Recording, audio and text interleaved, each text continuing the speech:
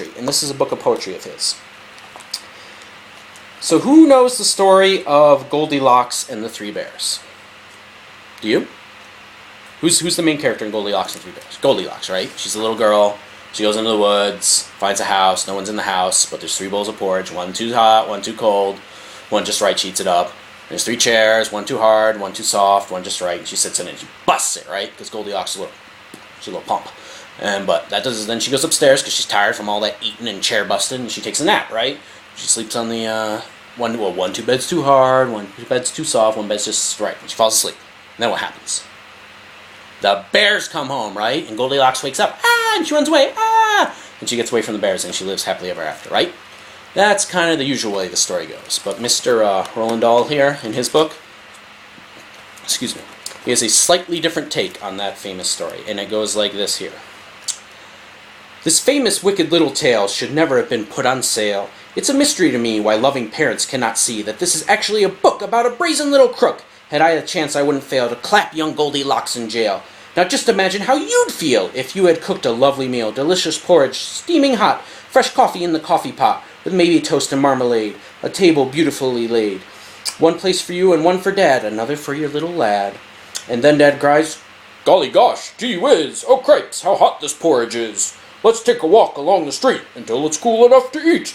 He adds, "An early morning stroll is good for people on the whole. It makes your appetite improve. It also helps your bowels to move." No proper wife would dare to question such a sensible suggestion. Above all, not at breakfast time when men are seldom at their prime. No sooner are you down the road than Goldilocks, that little toad, that noisy, thieving little louse, comes sneaking in your empty house. She looks around, she quickly notes that the 3 bowls brimful of porridge oats, and while she stands on her feet, she grabs a spoon and starts to eat. I say again, how would you feel if you had made this lovely meal, and some delinquent little tot broke in and gobbled up the lot? But wait, that's not the worst of it. Now comes the most distressing bit. You are, of course, a house-proud wife, and all your happy married life you have collected lovely things like gilded cherubs wearing wings and furniture by Chippendale, bought at some famous auction sale. But your most special vaulted treasure, the piece that gives you endless pleasure, is one small child's dining chair, Elizabethan. Very rare. In fact, it's your joy and pride, passed down to you on your grandma's side, but Goldilocks, like many freaks, does not appreciate antiques. She doesn't care, she doesn't mind, and now she plunks her fat behind upon this dainty precious chair, and crunch! It breaks beyond repair. A nice girl would at once exclaim, "Oh dear, oh heavens, what a shame!" Not Goldie, she begins to swear, she bellows, "What a lousy chair!" You'd think by now this little skunk would have sense to do a bunk, but no, I very much regret, she hasn't nearly finished yet. Deciding that she would like a rest, she says, "Let's see which bed is best." Upstairs she goes and tries all 3. Here comes the next catastrophe. Most educated people choose to rid themselves of socks and shoes before they clamber into bed, but Goldie doesn't give a shred. Her filthy shoes are thick with grime, and mud and mush and slush and slime were still upon the heel of one. Was something that a dog had done. I say once more, what would you think if all this horrid dirt and stink was smeared upon your elder down by this revolting little clown? Oh, what a tale of crime on crime. Let's check it for the second time. Crime 1, the prosecutor's case. She breaks and enters someone's place. Crime 2, the prosecutor notes. She steals a bowl of porridge oats. Crime 3, she breaks a precious chair belonging to the baby bear. Crime 4, she smears each spotless sheet with filthy messes from her feet. A judge would say without a think, 10 years hard labor in the clink. But in the book, as you will see, the little beast gets off scot-free, with tiny children near and far shouting, "Her good, her goody, goody, hooray, hurrah! Poor darling Goldilocks," they say. "Thank goodness that she got away." Myself, I think I'd rather send young Goldilocks to a sticky end. "Oh, Daddy," cried the baby bear, "my porridge is gone, it isn't fair." "And go upstairs," the big bear said. "Your porridge is upon the bed. But as it's inside, mademoiselle, you'll have to eat her up as well." For more scary, funny, nasty, and gross stories, poems, I should say, read Vow Verses by Roald Dahl. Okay, my next book is another comic book, or graphic novel, if you prefer the serious term, and this one is by Kazu Kibushiki, and it is called Amulet, and it's a series, and this is volume 1, The Stonekeeper. It all began on the worst day of Emily's life. She was driving in the car with her parents. It was late, it was snowy, it was dark, and they took a curb too hard, and the car went off the road. And Elizabeth's dad died that night. 2 years passed, and Elizabeth's mother was struggling to make ends meet with just her and the two kids, and they decided to move to the country into an old, dilapidated house that belonged to the family. It had been in the family for ages. It actually belonged to Elizabeth's grandfather, Silas, who was something of an inventor and a puzzle maker and an all-around kind of eccentric guy. And he had disappeared years and years ago when his wife died at a very young age. He closed his doors and he never went out again. And nobody had seen him in years and years and years. And no one even knew if he was dead or alive. So they move in the house. They're cleaning up the house. And Emily discovers Silas's old study there with all his strange inventions. And there's Silas's portrait. And she also discovers the amulet. And the amulet is actually a thing of great power. It's a stone on a cord, but it gives the person holding it all kinds of magical powers. But even with all those magical powers that Emily discovers, she is not able to stop her mother from being eaten by a gigantic monster tentacle thingy horrible thing. Ah! And it swallows her whole. Ah! But it swallows her whole, meaning she's still alive inside the horrible tentacle monster thing. And Emily decides she's going to get her back. But to get her back, she's going to have to use the power of the amulet. And to use the power of the amulet, she's going to have to track down her grandfather, Silas, who it turns out is alive, but is in fact in a different world than this one. And he wants to tell her about her destiny, and about the power of the amulet, and how she can become the stonecutter, and wield that power of the amulet to save her mother. And not only save her mother, but the power of the amulet will actually grant her the power to go back in time, and perhaps undo all the horrible things that have happened, and to go back to a time when she was happy before that that worst day of her life. Amulet by Kazu Kibuski.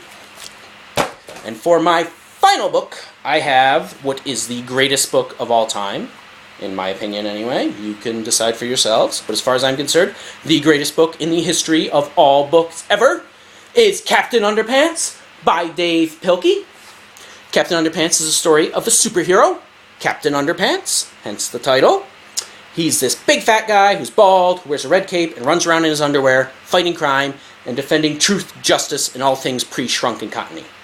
And Captain Underpants, in fact, is actually make-believe. He's made up by these two boys here, George Beard and Harold Hutchins. George Beard is the guy here in the flat top and the tie. Harold Hutchins is the guy in the t-shirt here with the bat hair. And the author describes George and Harold as usually responsible kids. And by that he means when something goes wrong, they are usually responsible. They get into a lot of mischief. They're not bad kids, they're just a little rowdy, and they're very imaginative and excited, and they like to play jokes and have a good time and play pranks, and they pretty much drive their teachers crazy. But what they like to do more than anything is make comic books. George likes to think up stories, and Harold illustrates them. And they make all kinds of comic books, but their favorite comic book they've ever made is Captain Underpants. They have a whole series of Captain Underpants comics that they make.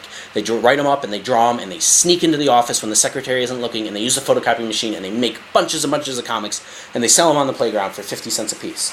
And these comics are very, very popular because they are very funny. And they have all kinds of adventure and excitement and humor, and there's stuff in them about toilets and underwear and poop, and all kinds of great stuff like that, and kids just love them. But the teachers don't really love them that much. In fact, the teachers think they're pretty inappropriate. In fact, the teachers kinda hate the Captain Underpants comics, and nobody hates Captain Underpants more than George and Harold's arch nemesis, Mr. Krupp. Bum bum bum!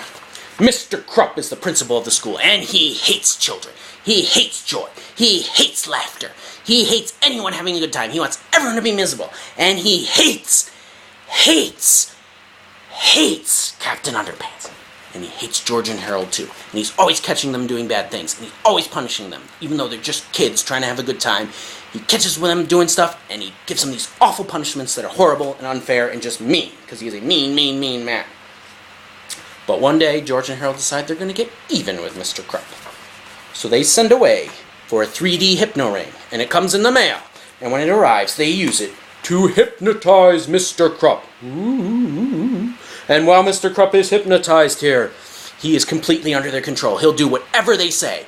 And they think to themselves, what would be the funniest thing to do with Mr. Krupp? Well, he'll do anything we say. And believe anything we say. and they decide the funniest thing they could do is get Mr. Krupp to believe that he is in fact Captain Underpants. "You are Captain Underpants," they say, and they snap their fingers. And Mr. Krupp grabs the curtain from his window, ties it around his neck like a cape. He takes off his bad toupee so you can see that he's actually really bald. And he strips down his clothes into his underwear, and wouldn't you know it, he looks exactly like Captain Underpants. It's hysterical! George and Harold think it's the funniest thing ever. They are rolling on the floor with laughter when they see how much Mr. Krupp actually looks like Captain Underpants. They're laughing so hard that they don't notice when Mr. Krupp, I should say Captain Underpants, jumps out the window and runs off to fight crime. And George and Harold, they run after him and they try to stop him, but it is too late because Captain Underpants has been released on the world. And the world will never be the same. Captain Underpants by Dave Pilkey. Well, that's all I have today. Those are all the books I brought. I hope you found something you like. I brought several copies of each, so if you guys are interested, you can come up and check them out. And even if you didn't like any of the books I brought, come up anyway and talk to me, and we'll see if we can find something you like. Because like I said, the library downtown, the public library, is full of books. And I'm sure there's a book there that each and every one of you guys would love. Okay,